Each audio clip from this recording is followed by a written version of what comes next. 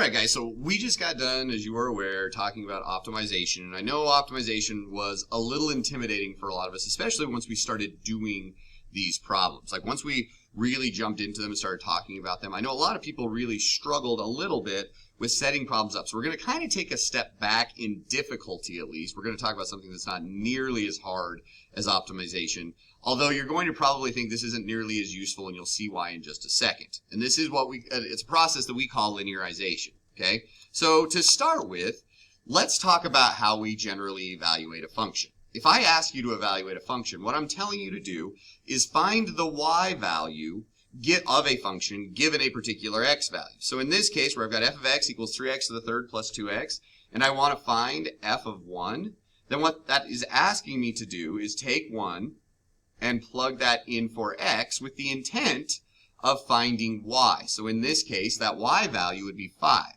What that's saying is on this function, if I were to look at the graph of that function, which we will in just a second, if my x value is 1 on that graph, then my y value at the same time would be 5. And hopefully that kind of makes sense as far as we've talked about that before. This shouldn't be anything that's new or earth-shattering or anything like that. But that's what it means to evaluate a function. Now, generally when I ask you to evaluate a function, or you're asked to evaluate a function, you always get to use integers. Integers are nice numbers that when we have to square them or cube them or take the square root of them, most of the time they come out really nice. And that's how problems that you've done in the past without a calculator have been set up. There are a bazillion other numbers, however, that still exist that you should be able to, and people forever had to evaluate without a calculator, where something becomes much more difficult. Like, for example, if I had this function, f of x equals x squared plus 3x minus 2, and I asked you to find f of 2, you'd say, oh, that's really easy. Plug in 2, I get 8. But if I asked you to find 2.001.004 and take that x value and plug it in, suddenly that becomes much more difficult. Not that you can't do it, but it's way more monotonous. I'd have to square out 2.001.004, which would take forever. Then I would have to add that to 3 times 2.001.004 minus 2, combine, not like terms, we'd have to line up the decimals, and it just, I don't know, it wouldn't like work exactly the way that we want it to. It's possible. It's just, it would take a long time. And so here's my graph, and you can see on the graph this point right here. You can see the point 1, 5. If I were to ask you what the y value is when x equals 1.001, hopefully you can see that that y value would be right next to 5. So maybe, I mean, a guess would be like maybe 5.002. I don't know, maybe 5.005. I don't know exactly what it is, but I know that I can see that it's actually pretty close to 5. And this is the original function we were talking about, not the one on the previous slide. Okay? So it looks like it's close to 5, but we want to know what a good guess would be as to what it is without actually doing the problem. Okay? So we could probably use, again, like 5.005 as a good guess. If we were actually evaluating this function in real life, that 0.001 would probably be there for some reason, not just because. Okay? So what we're going to do from here on out is we're going to talk to, what happens then is there's got to be a better way than just plugging it in for us to get a pretty accurate value as to what the function value is without actually plugging it into the function, just because that takes so long. So this might not seem like there's a good reason to do this right now, but let's say I needed to write the equation of a tangent line for a function, like the same function, at x equals 1. Remember, the equation of any line in this class is y minus y1 equals m times x minus x1. The x value in question, it's telling us we're going to use 1, so that's my x1 is going to be 1. To find my y1, I take that 1 and I plug it in. So I get 1 cubed plus 2 times 1. So that gives me my y1 is 5. Now, one thing I want to clear up, because we are going to find the slope of the tangent line. I realized the slope of every other line was y2 minus y1 over x2 minus x1, and that is not a lie. However, we have a tool that helps us find the slope of the tangent line, and that tool is the derivative. So if I were to take the derivative of this function, I would get 9x squared plus 2, and if I were to take that and plug 1 in to find my slope of my tangent line at that value, 9 times 1 squared plus 2 is 11. So what I have here, if I were to write the equation of my tangent line, is y minus 5 is equal to 11 times x minus 1. So now I have my equation of my tangent line. Now you might be asking yourself, why did we find that equation? How is that going to help us at all? Well, notice on this graph, the red graph here is my original function, and the blue graph here is the equation of my tangent line. If we look at this function and the tangent line right around x equals 1 and y equals 5, notice that those two lines are virtually on top of each other. They look almost exactly the same, which means all of their values in each case are almost identical. They're not exactly the same, but they're really, really close to the same.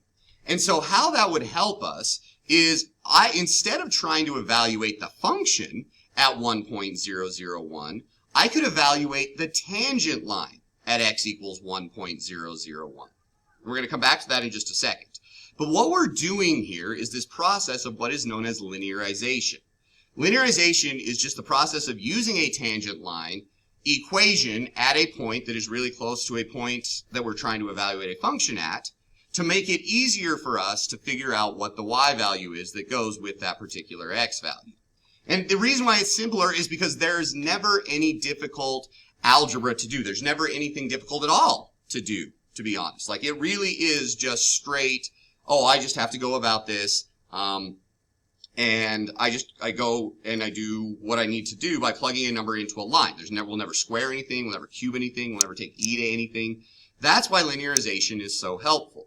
So if I had my y minus 5 is equal to 11 times x minus 1, if I take 1.001 and I plug that in for x, then I can solve for y on my tangent line. So I get y minus 5 equals 1.001 minus 0.001, or minus 1 is 0.001. I multiply that by 11 and I get 0.011. And then I get 5.011. Okay? Now, you might be asking, well, how good of an estimate was that? When you plug that into your calculator, into the original function, you get 5.01100, like 297 or something like that. We got 5.011, and ours was way easier to try and compute. So that's why linearization is so helpful. It'll allow us to find the equation, it'll allow us to find these function values just by using this equation of the tangent line and give us a really accurate estimate as to what that is. So in these problems, there are steps that we can follow every single time, and luckily they're pretty easy. It's much easier than linearization. So like step number 1, we are going to need the derivative, and we always have to identify that point, x1 and y1. So our x1 and y1 are always at a point that is really close to where we are trying to evaluate the function at. Okay? Step number 2, I'm going to write the equation of my tangent line. That means I need to find x1, y1, and m. And we just did this just barely, so we can follow these steps, and it's not that hard to do. Once you find all of those, we plug them in.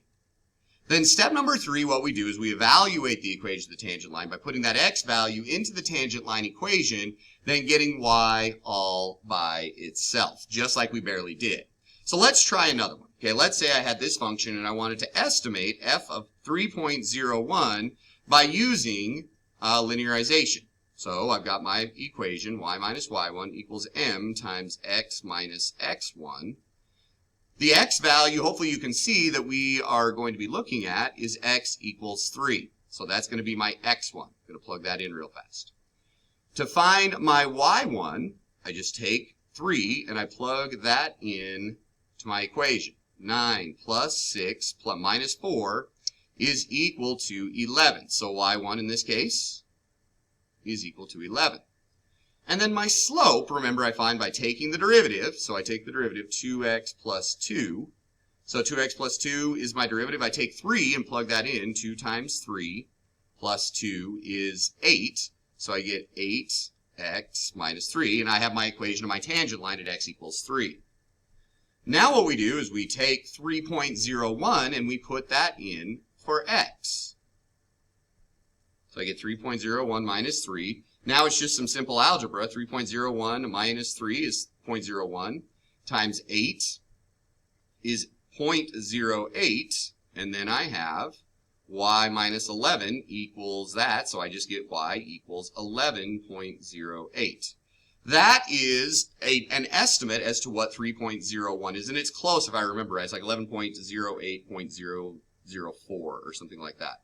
Again, an excellent estimate based solely on the fact that I can use the equation of the tangent line and the fact that the tangent line is right next to the function at that point to find out what it is. Hopefully that makes sense about linearization and what we do. I'm going to skip the last example that you see on the guided notes just because, but if you have any questions, please let me know, and hopefully that made sense.